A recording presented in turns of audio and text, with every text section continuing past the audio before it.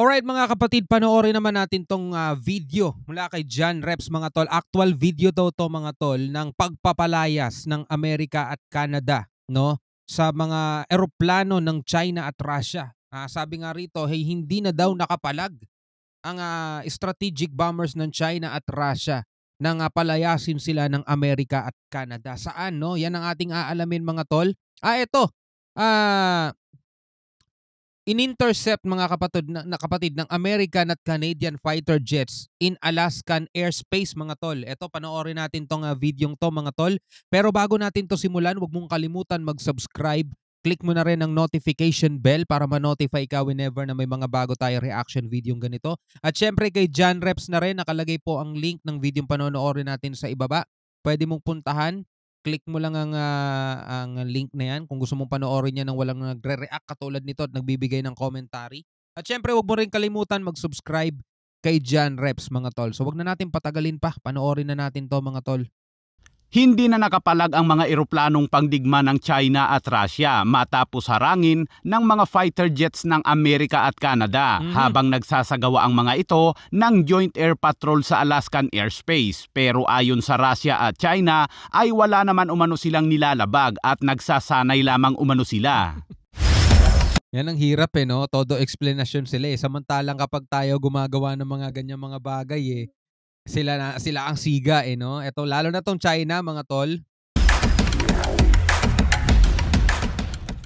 Ayon sa US Defense Department, 3 iba't ibang uri ng sasakyang panghimpapawid ng Amerika at Canada ang ipinadala upang harangin ng isang bihirang joint formation ng mga bombers ng Russia at China habang sila ay papalapit sa Alaskan airspace noong Miyerkules. Siyempre pinoprotektahan din naman ng Estados Unidos yung kanilang malay ba nila kung ano yung mga paparating na eroplanong yan, di ba?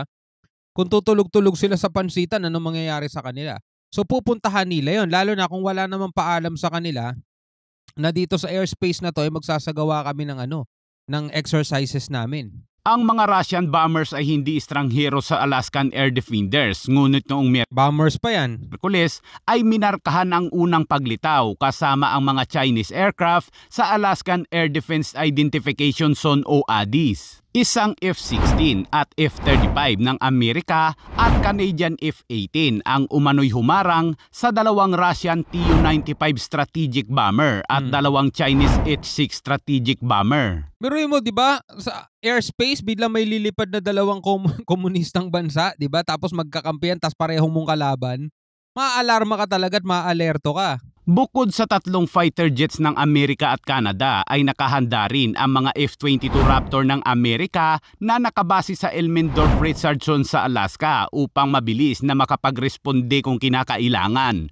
Pero ang mga bombers ng China at Russia ay hindi na nakapalagpa kaya't nanatili na lang umano ang mga ito sa international airspace at hindi na pumasok sa airspace ng Amerika o Canada. Ang pagharang ay naganap sa Alaska Air Defense Identification Zone o ADIZ, isang lugar ng international airspace kung saan dapat matukoy ng Canada ang mga sasakyang panghimpapawid para sa pambansang seguridad ayon sa isang pahayag mula sa North American Airspace Defense Command o karapatan nila yon, lalo-lalo na kung seguridad ang pinoprotektahan nila. Kilala bilang NORAD. Matapos ang pag-intercept ng Amerika at Canada sa mga eroplano, balikan natin.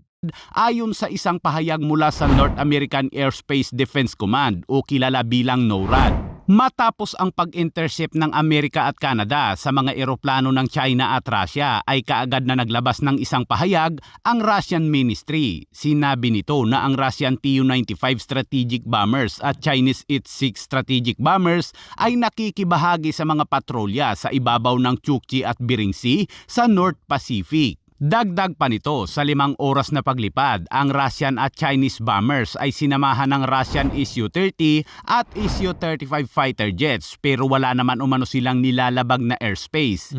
Sinabi rin ito na ang kanilang magkasanib na paglipad ay bilang bahagi ng pagpapatupad ng kooperasyong militar para sa 2024 at hindi naghahamon o hindi nakadirekta laban sa ibang mga bansa. Sinabi naman ng Siyempre, karapatan nilang sabihin lahat yung mga bagay na ganyan. Pero dapat naiintindihan nila bilang mga sundalo din naman at bilang isang bansa na kung sakali naman mangyari yun, biglang may lilipad na mga strategic bomber o mga jet fighter ang Amerika malapit sa kanilang teritoryo, 'di ba? Gano'n din naman ang gagawin nila, 'Di ba? Gano'n din naman ang gagawin nila, Isang tagapagsalita para sa Ministro ng Depensa ng China na ang magkasanib na pagpatrolya sa himpapawid ay nagpapalalim ng estratehikong tiwala sa isa't isa at koordinasyon sa pagitan ng dalawang militar. O 'di ba? Gumagamit din sila ng mga ganyang pagpapaliwanag itong China. Bakit kapagka tayo nagsasagawa ng mga pagpapatrol sa ating West Philippine Sea at isa pa mga tol at take note, 'di ba? Yun ay exclusive economic zone ng Pilipinas. O bakit todo react sila, 'di ba? Na nagsasagawa daw tayo, nagpapataas lang daw tayo ng tensyon, nagsasagawa daw tayo ng kung ano-ano mga bagay na pwedeng makapinsala sa kapayapaan. 'Di ba ang hilig nila magsalita ng mga gano'n? O bakit 'pag sila gumagawa ng mga ganyang bagay, todo pagpapaliwanag sila na wala naman daw silang ginagawang masama, wala naman daw silang nilalabag, 'di ba? Nag-e-ensayo lang naman daw sila. Kulit, 'no? Anya, ito ay walang kinalaman sa kasalukuyang internasyonal na sitwasyon, sinabi ni Sang Xiaogang. Ayon naman kay US Secretary of Defense Lloyd Austin, ang mga puwersang panghimpapawid ng Amerika ay handa sa lahat ng oras at mayroon silang napakahusay na kakayahan sa pagsubaybay. Kung mayroon anumang uri ng hamon mula sa anumang direksyon, ang US Northcom at NORAD ay handang-handa at magagawang humarang sa sinuman. At 'pag nangyari 'yon mga tol, yun ay simula na ng talagang matinding bakbakan.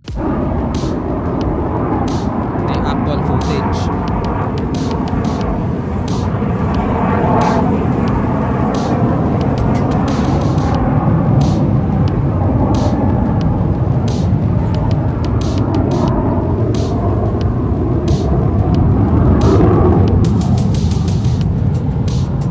'Di ba puwede sila do'n sa international airspace. Pero kung nando'n sila sa Alaskan airspace mga tol, talagang may mag-i-intercept sa kanila at may magke-question kung anong ginagawa niyo rito dahil di naman mga pangkaraniwang eroplano yung lumilipad do'n mga tol, mga panggera yung mga eroplano na yon mga tol, 'di ba? At dapat nga hindi sila nagugulat o nagtataka kung ba't ginagawa yan ng ibang bansa mga tol, kasi sila man mismo gagawin nila 'yun, Dito nga lang, eto binibigay nating example, sa China mga tol.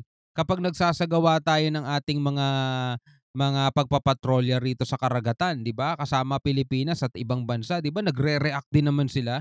Sinasabi nila lagi na puro pinapataas lang daw ng Pilipinas ang tensyon, provokasyon daw 'yun laban sa kanila, 'di ba? Ang dami nilang sinasabi mga tol, ta's ngayon ganito sila makareklamo.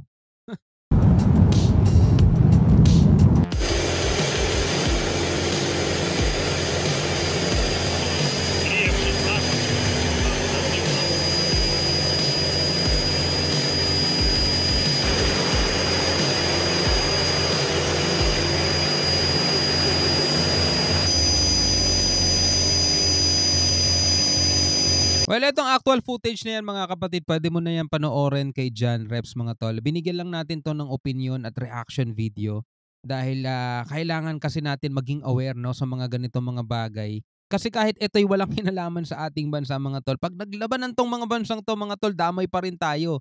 Apektado pa rin yung ekonomiya natin mga tol. Ngayon nga napansin nyo ba? 'Di ba? Ngayon napansin nyo, mas lalong lumobo yung presyo ng gasolina natin. At kasunod niyan mga tol, magkakaroon ng impact yan sa iba pang mga bilihin natin mga tol. Hindi natin alam kung anong dahilan yan. Pero syempre, malaking epekto niyan mga tol sa mga nagaganap na kaguluhan sa iba't ibang panig ng mundo ngayon. Anyway, bilang isang Pilipino, ano masasabi mo rito? Comment ka na lang sa ibaba. Hanggang sa muli, ako nga pala si Shobal D. Peace out.